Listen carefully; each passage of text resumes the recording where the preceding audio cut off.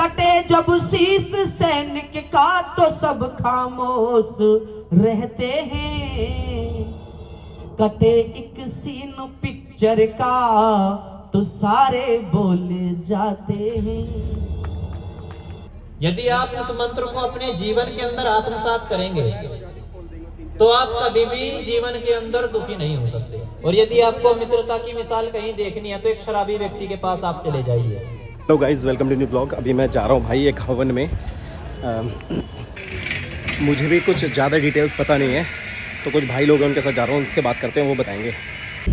तो फिलहाल हम लोग निकल चुके हैं और अरुण सर हमारे साथ और आचार्य जी भी हैं। तो क्या है अरुण जी, किस प्रोग्राम में जा रहे हैं हम?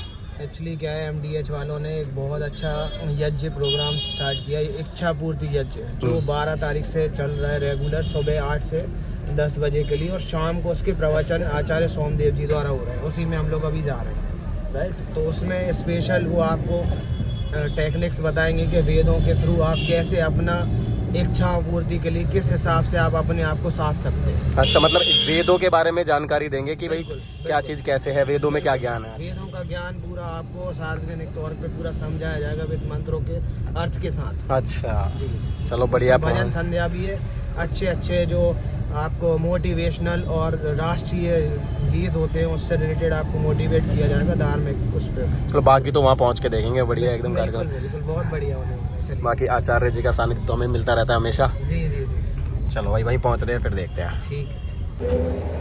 चलो चलो, ये फिलहाल यहाँ पे है भाई।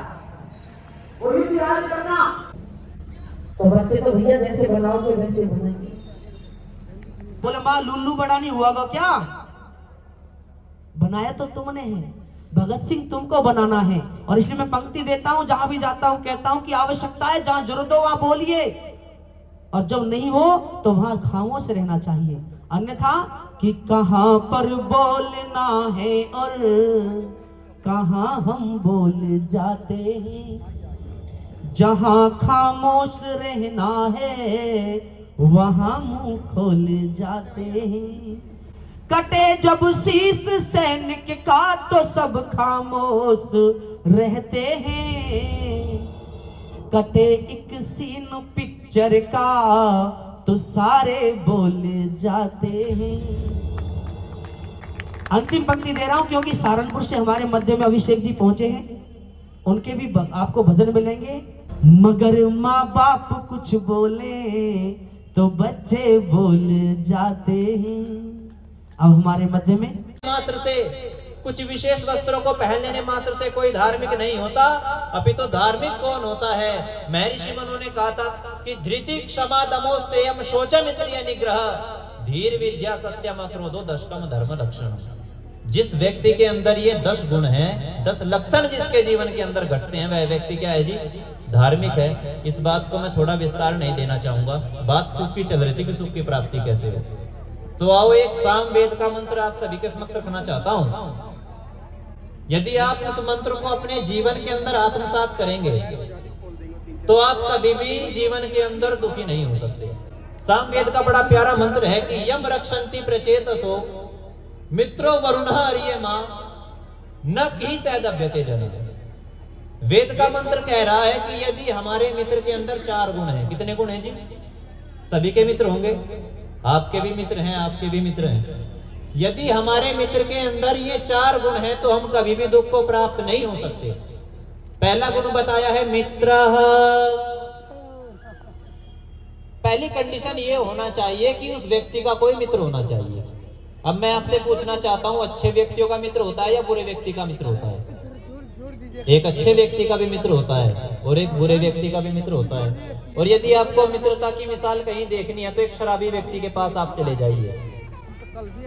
एक बार एक शराबी मित्र अपने दूसरे शराबी मित्र से क्या कह रहा है कि देख मित्र, यदि इस बोतल के अंदर एक भी बूंद बाकी रह जाए तो ये एक शराबी का धर्म नहीं होता, ना ये हमारी मित्रता है। तो एक अच्छे व्यक्ति का भी मित्र है और एक बुरे व्यक्ति का भी मित्र है, तो मित्रता से काम नहीं चला। दूसरा गुण बताया है प्रचेतसो। मित्र होना चाहिए, लेकिन वह क्या होना चाहिए? बुद्धिमान होना चाहिए। अब इस बात पर आधारित ये बात भी करती है कि हम बुद्धि का प्रयोग कैसे करते हैं। देखो बुद्धि सभी के पास होती है, सभी बुद्धिपूर्वक कार्य करते हैं। एक चोर को आप देखिएगा, वो भी बुद्धि से चोरी करता है। यदि बुद्धिमान बनकर के चोरी नहीं करेगा, मूर्ख बनकर के चोरी करेगा तो पकड़ा जाएगा, और पकड़ा ही नहीं जाएगा, अच्छे तरीके से रगड़ा भी जाएगा। एक जुआरी व्यक्ति होता है जो जुए को खेलता है, वो भी बुद्धिमानी से जुए को खेलता है, क्योंकि वहां पर भी अंकों की गणना होती है। एक अच्छे व्यक्ति के पास भी बुद्धि होती है और एक बुरे व्यक्ति के पास भी बुद्धि होती है। ये हमारे ऊपर आधारित, हमारे व्यक्तित्व के ऊपर आधारित होती है कि हम बुद्धि का प्रयोग किस दिशा में करते हैं। पहली कंडीशन बताइए, मित्र होना चाहिए। मित्र कैसा हो? बुद्धिमान होना चाहिए। और तीसरी बात बड़े गजब की बताई है, आर्यमा, कि वह व्यक्ति आर्य होना चाहिए। अब आर्य को मैं इस बात पर थोड़ा प्रकाश डालना चाहता हूं। आज समाज के अंदर फैलाया जाता है, जब हम कहीं नई जगह पर प्रचार करने के लिए जाते हैं ना, तो लोग हमसे पूछते हैं कि आप कौन सी संस्था से आते हो। हम कहते हैं जी आर्य समाज से आते हैं। तो वो कहते हैं क्या वो आर्य समाज जो राम को नहीं मानता? अरे क्या वो आर्य समाज जो कृष्ण को नहीं मानता?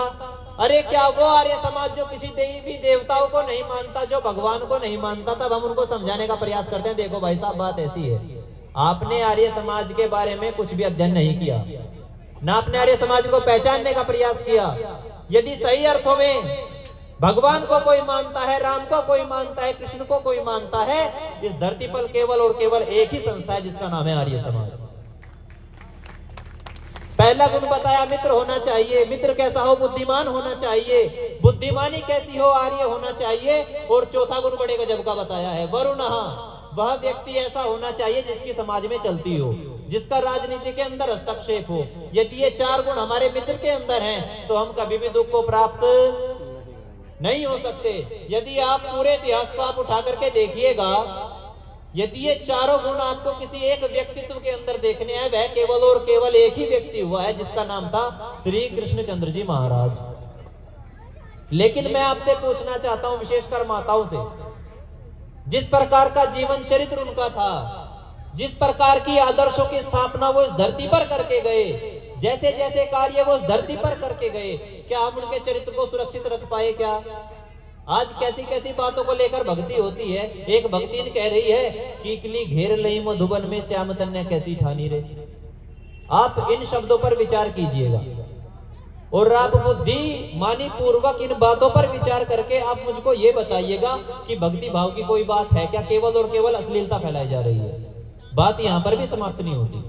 आप ब्रिज के क्षेत्र में चले जाइए, मथुरा के अंदर कैसे कैसे गाने वहां पर बजते हैं कि रात शाम सपने में आए, धैया पी गए सारा रा रा रा रा।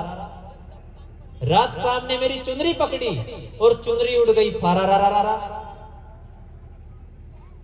और पिछले जन्माष्टमी पर मैं कुरुक्षेत्र के अंदर था, मैं कुरुक्षेत्र यूनिवर्सिटी में पढ़ता हूँ, ब्रह्म सरोवर वहां पर है। 1000 महिलाएं वहां पर इकट्ठी हो रही और क्या कह रही है कि देखो देखो कौन आया, चोर आया चोर आया। बताओ कैसे कैसे लांछन उस योगी पर लगाए जाते हैं। और एक कह रही है कि मनिहारे का वेश बनाया और शाम चूड़ी बेचने आया। मैं आपसे पूछना चाहता हूं, जितनी भी माताएं यहाँ पर बैठी हुई हैं, जिनके अंदर ये अंधविश्वास भरा पड़ा है, मैं सीधे शब्दों में आपसे बताना चाहता हूं, ये बहुत बड़े स्तर की मिलावट हमारे शास्त्रों के साथ में की गई है और ये बात प्रूव्ड है, सिद्ध करके हम दिखा सकते हैं। हमारे बड़े बड़े विद्वान इस बात का दावा करते हैं कि पूरी भागवत के अंदर, पूरी गीता के अंदर कोई राधा नाम की कोई स्त्री थी नहीं। केवल और केवल महाभारत को यदि पढ़ेंगे तो कर्ण का जिस स्त्री ने लालन पालन किया है उसका नाम राधा था, बाकी राधा कोई है ही नहीं। तो आओ किस प्रकार का जीवन चरित्र उनका था। दोष तुमने ये कैसा लगाया, नहीं चूड़ी बेचने आया, मनिहारे का वेश न बनाया, नहीं चूड़ी बेचने आया।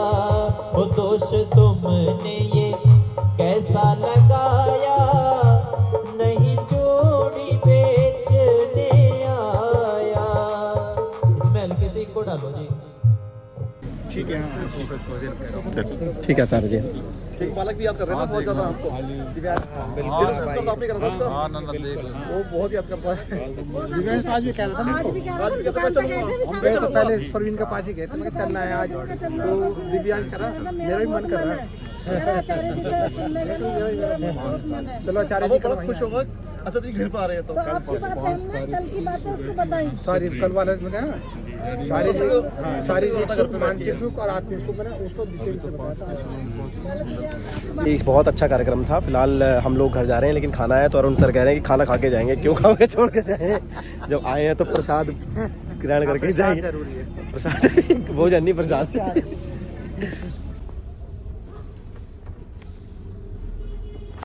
आचार्य जी को भी छोड़ दिया हमने। फिलहाल घर पहुंच चुका हूँ। समय जो हो रहा है वो हो रहा है 10:30 और तुम्हारा भाई आते आते ना फल भी लेके आया। दिखाऊं क्या क्या फल लाया देखो। तुम्हारा भाई लाया सेब, कीवी और पाइनएप्पल। तो इनको मैं अंदर नहीं रखूँगा फ्रिज में, अंदर नहीं रखता फ्रिज में, इसको ले लेंगे। कीवी और ये फ्रिज में नहीं रखेंगे क्योंकि मौसम ठीक ठाक है। सेब खाते हैं अभी। सेब बढ़िया, एकदम बढ़िया लाल लाल बढ़िया लाया हूँ। भाई ने बोला गारंटी वारंटी सब है, तो लेट्स सी। भाई नो डाउट सेब बहुत मीठा है, बहुत मीठा है, बेहतरीन। चीनी है, चीनी अच्छा है, नाइस टेस्टी। काम करते हैं, कल मिलते हैं। लाइक शेयर सब्सक्राइब सब करने ना, तो कल मिलते हैं आप लोगों से। Bye bye.